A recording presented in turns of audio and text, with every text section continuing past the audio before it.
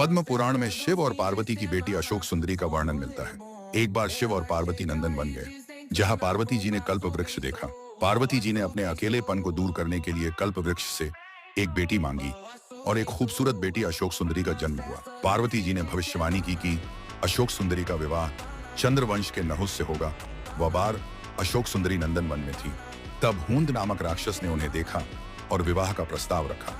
देवी ने प्रस्ताव अस्वीकार कर और उसे नहुस के साथ अपने विवाह की भविष्यवाणी बताई। हूंद ने एक विधवा का वेश धारण करके छल से अशोक सुंदरी को अपने साथ चलने के लिए कहा। जब देवी को राक्षस के धोखे का पता चला, तब उन्होंने उसे नहुस द्वारा मारे जाने का श्राप दे दिया और कैलाश पर्वत चली गई। श्राप के भय से उसने सीसु नहुस को मारना चाहा, पर एक दशी ने उसे ऋषि वशिष्ठ की देखभाल में दे दिया।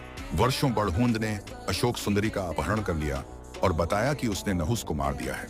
अतः नहुस जीवित थे और बड़े हो गए थे। उन्होंने हूंद को मारकर अशोक सुंदरी से विवाह किया।